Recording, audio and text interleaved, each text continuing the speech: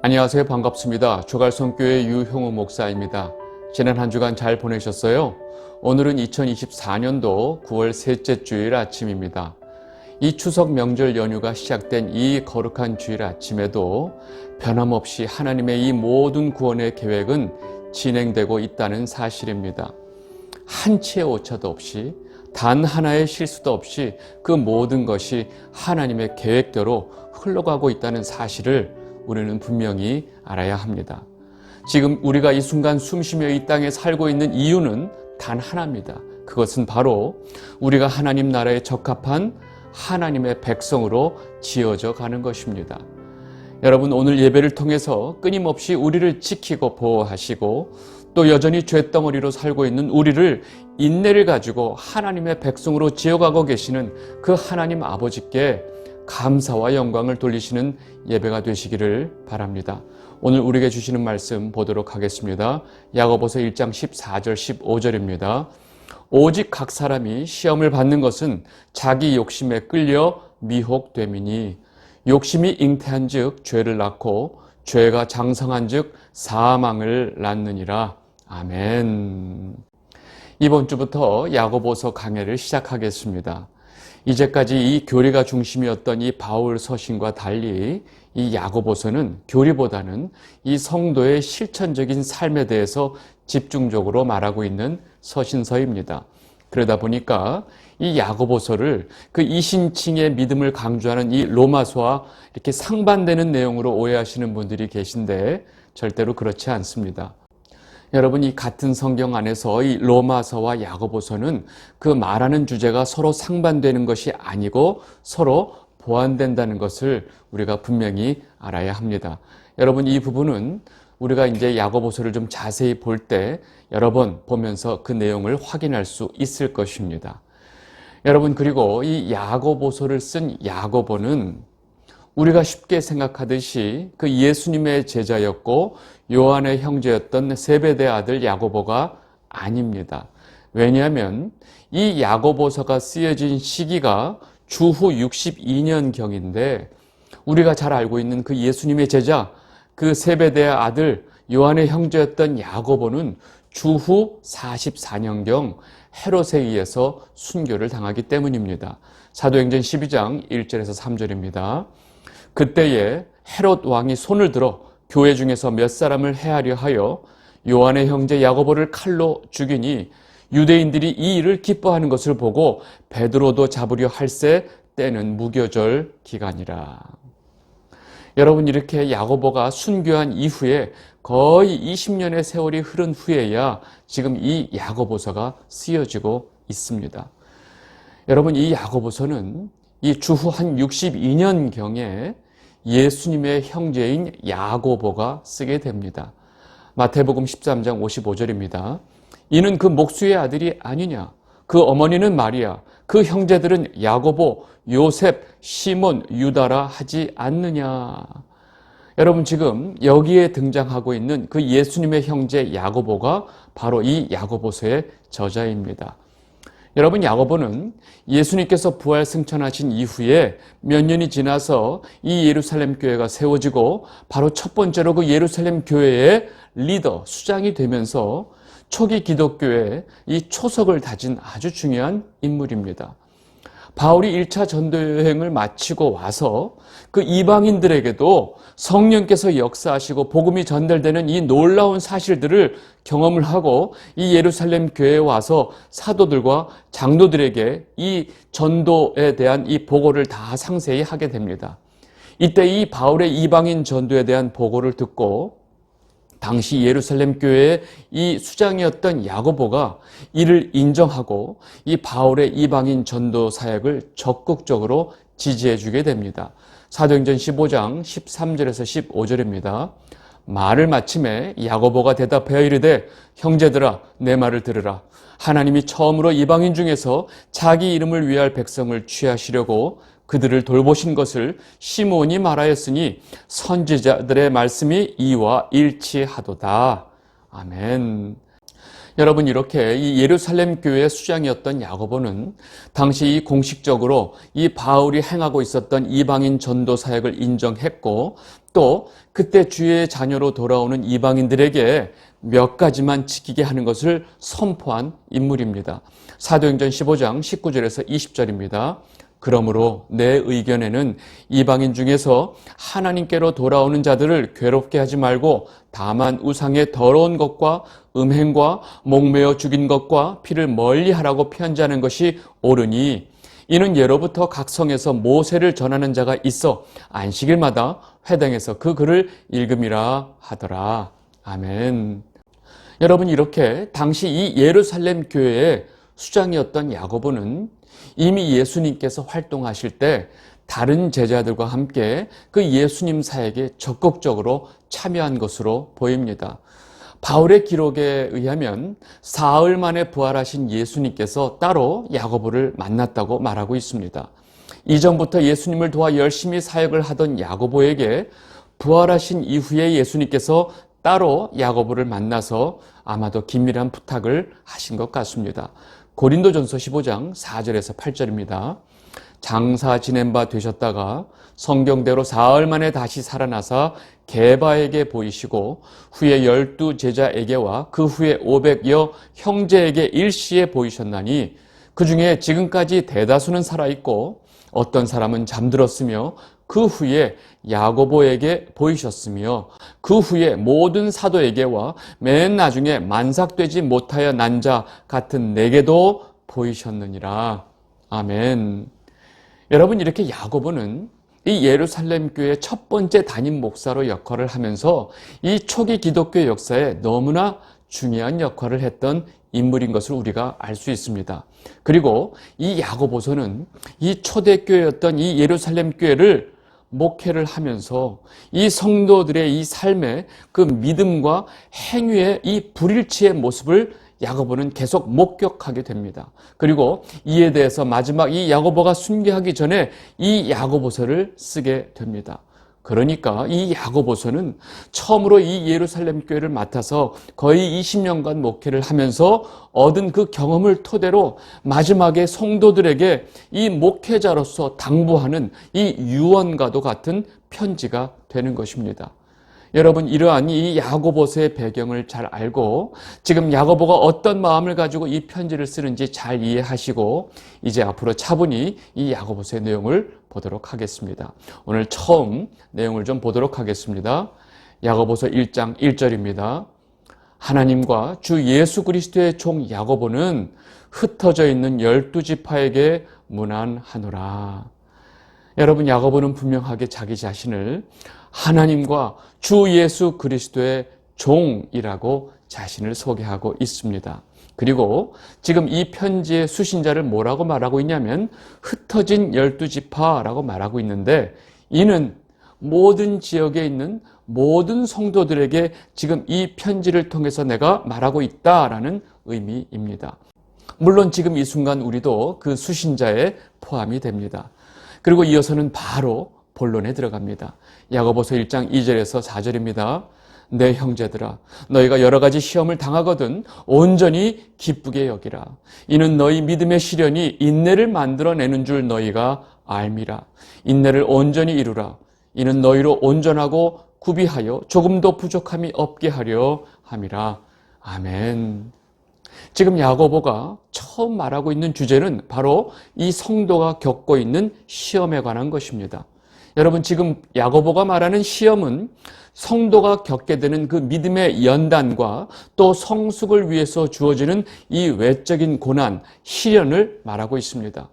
그러나 나중에 1장 13절에서 말하는 시험은 그 내적으로 그 마음에 생기는 그 죄에 대한 충동으로 인한 욕심이 그 원인인 것을 분명히 밝히고 있습니다. 다시 말해서 하나님께서 우리의 믿음의 연단과 성숙을 위해서 주신 그 외적인 고난, 즉 외적인 시험이 있고, 또 다른 우리 내적인 욕심으로 인해서 생기는 그 내적인 유혹이 있다는 것을 우리는 분명히 구분을 해야 한다는 것입니다.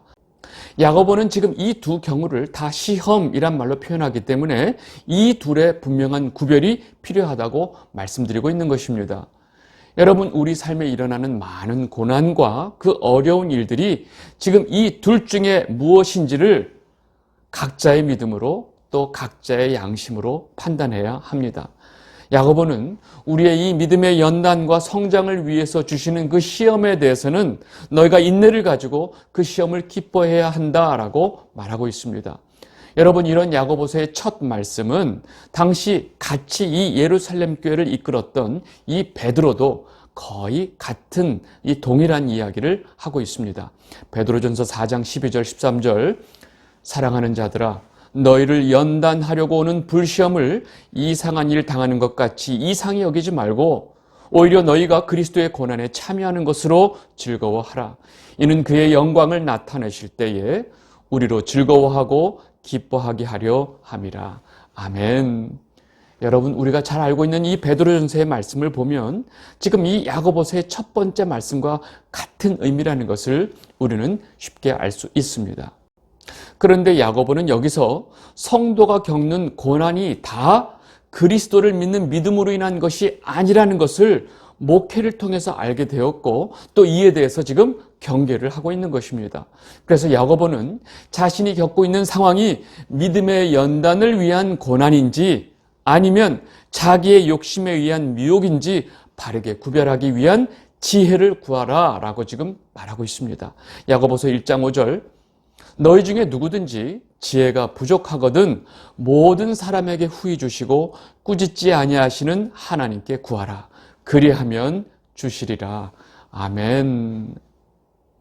자신이 겪고 있는 상황이 도대체 왜 일어나는 것인지 분간이 안 되고 이 상황에서 내가 어떻게 기도해야 할지도 모른다면 모든 사람에게 후하게 지혜를 주시는 그 하나님 아버지께 지혜를 구하라 라고 지금 말하고 있습니다. 여러분, 이런 갑작스런 고난을 겪는 경우에 좀 성급한 마음으로 주변의 여러 사람들에게 묻기보다는 제일 먼저 하나님 앞에 지혜를 구하는 것이 우선이다 라고 지금 말하고 있습니다. 답답한 마음에 이 사람 저 사람 붙잡고 하소연을 해봤자 결코 좋은 답을 얻지 못하기 때문이고 오히려 자신이 겪고 있는 이 상황을 바르게 이해하지 못할 수 있는 가능성이 있기 때문에 너희들은 제일 먼저 하나님께 지혜를 구하라 라고 지금 야고보가 말하고 있습니다. 그리고 야고보는 이어서 너희가 하나님 아버지께 지혜를 구할 때 절대로 의심하지 말라라고 말합니다. 야고보서 1장 6절에서 8절입니다. 오직 믿음으로 구하고 조금도 의심하지 말라. 의심하는 자는 마치 바람에 밀려 요동하는 바다 물결 같으니 이런 사람은 무엇이든지 주께 얻기를 생각하지 말라. 두 마음을 품어 모든 일에 정함이 없는 자로다. 아멘. 하나님께 구하면서 의심을 하는 자는 흔들리는 바다 물결처럼 기준이 없고 그 두 마음을 품어서 모든 일에 확정된, 즉 정한 마음이 없는 자라고 지금 분명히 말하고 있습니다. 우리가 흔히 말하는 표현으로 믿져야 본전이란 마음으로 기도하는 것이 바로 이런 의심을 갖고 기도하는 것입니다. 아니, 기도해서 뭐 나쁠 게 없으니까 믿져야 본전이란 마음을 가지고 하나님께 기도하는 것은 이 하나님 아버지를 심각하게 모욕하는 악한 행위입니다. 절대로 그런 경솔한 마음으로 하나님 아버지께 구하지 말라는 것입니다. 이 영상을 보고 계신 주갈성 성도 여러분, 여러분들은 절대로 그렇게 하지 않을 것이라고 저는 확실하게 믿고 있습니다. 그렇지만 확인차 분명하게 말씀을 드립니다. 우리가 하나님 아버지께 기도할 때 1차적으로 그 기도를 통해서 우리는 하나님 아버지의 마음과 뜻을 깨닫는 것이 제일 먼저 우선이 되어야 합니다. 그리고 그 후에 우리의 구체적인 삶과 상황 속에서 우리가 하나님 아버지께 아뢰을 것들을 구하고 그리고 그 모든 것이 아버지의 뜻대로 이루어지기를 기도해야 합니다. 하나님 뜻에는 전혀 관심도 없고 당장 내가 필요한 것들, 내가 원하는 것들, 내가 바라는 것들만 구하면 그런 기도는 하나님 앞에 합당하지 않다는 것입니다. 그리고 하나님 아버지께서 우리에게 마음을 주시고 우리가 그 마음을 통해서 하나님께 기도할 때는 절대로 의심하면 안 된다는 것입니다. 여러분, 보통 사람들이 이 산속에 있는 큰 바위 앞에서 기도하듯이 되면 좋고 안 되면 할 수 없고의 태도로 하나님께 기도하는 것은 정말로 살아계신 하나님 앞에 가장 악한 태도이기 때문입니다. 여러분 모두가 하나님 아버지께 기도할 때 먼저 분명한 믿음을 갖고 기도하게 되시기를 진심으로 바랍니다. 이어서 야고보는 하나님 앞에 인간이 얼마나 연약한 존재인지 다시 한번 확인을 시켜줍니다. 야고보서 1장 9절에서 11절입니다.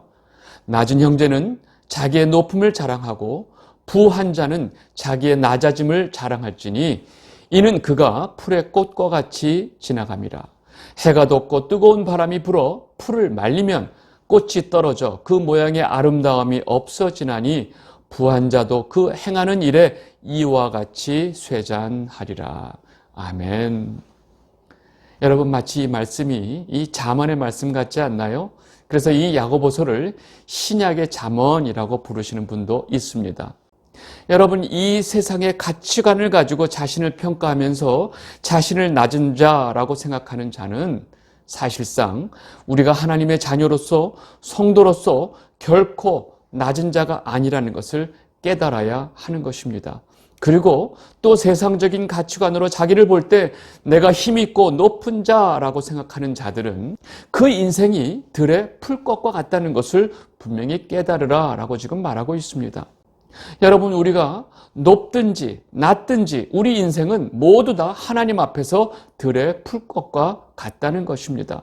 결국 이 땅에 살아가는 성도의 삶에서 이 하나님에 의해 하나님 나라에 합당한 백성으로 지어져 가는 것 외에 더 이상 중요한 것은 없다는 것입니다. 여러분 그래서 이 각자의 삶 속에서 하나님께서 이 고난의 시련을 우리에게 허락하는 것이고 그 시련을 통해서 우리 안에 이 죄성을 심판하시게 되고 우리는 조금씩 하나님 나라의 백성이 되어 가는 것입니다. 그래서 하나님께서 우리의 믿음을 연단을 위해서 우리에게 주시는 그 고난과 시련은 인내를 가지고 참아야 한다라고 지금 말하고 있는 것입니다. 야고보서 1장 12절입니다. 시험을 참는 자는 복이 있나니 이는 시련을 견뎌낸 자가 주께서 자기를 사랑하시는 자들에게 약속하신 생명의 면류관을 얻을 것이기 때문이라. 아멘. 우리에게 허락하시는 그 모든 믿음의 시련들을 인내를 가지고 참아내면 주님께서 우리에게 약속하신 그 생명의 면류관을 주시기 때문에 너희들은 인내하고 참아라 라고 지금 말하고 있는 것입니다. 그렇다면 우리는 그 어떤 고난과 시험도 감사함으로 기뻐함으로 인내를 가지고 참아야 할 가치가 있는 것입니다. 이 영상을 보고 계신 주갈성 성도 여러분, 지금 이 순간 여러분들이 어떤 고난이 있든지 간에 그 고난의 시련이 여러분들을 보다 성숙한 하나님의 자녀로 만들고 있는 그 고난이라면 기꺼이 감사하면서 그 고난을 참고 견디게 되시기를 바랍니다. 왜냐하면 이 땅에서 우리가 하나님의 자녀로 지어져 가는 것보다 더 중요한 것이 없기 때문입니다. 그리고 그 이유가 지금 우리가 이 땅에서 숨쉬며 살고 있는 이유이기 때문입니다. 아멘. 그리고 이제 야고보는 많은 성도들이 착각하고 있고 실상 아주 경계하고 조심해야 할 이 시험에 대해서 말합니다. 야고보서 1장 13절 15절입니다. 사람이 시험을 받을 때에 내가 하나님께 시험을 받는다 하지 말지니 하나님은 악에게 시험을 받지도 아니하시고 친히 아무도 시험하지 아니하시느니라.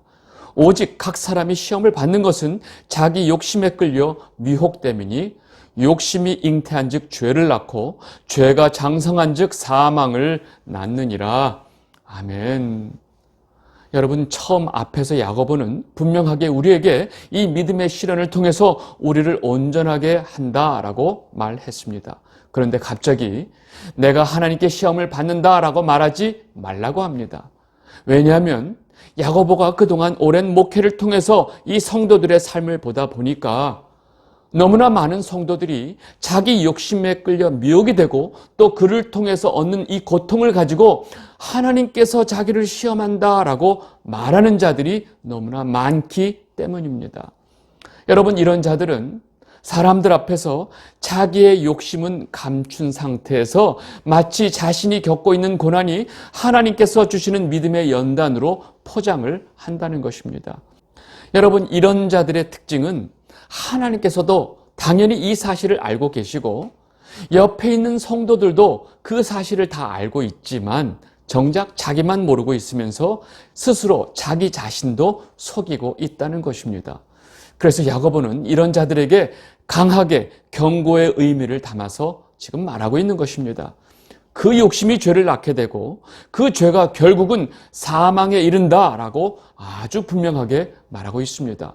그런 사악한 욕심이 얼마나 위험한지를 지금 야고보가 아주 강력하게 경고를 하고 있는 것입니다.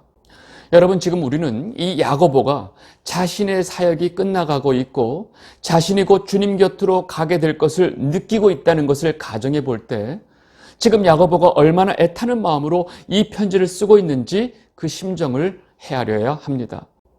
여러분, 지금 그런 안타까운 마음을 가지고 있는 야고보가 이렇게 강하게 분명하게 경고를 하고 있다는 것은 성도라고 하는 자들이 이 자신의 욕심으로 미혹되는 것이 얼마나 위험한 것인지를 알리고 있는 것입니다.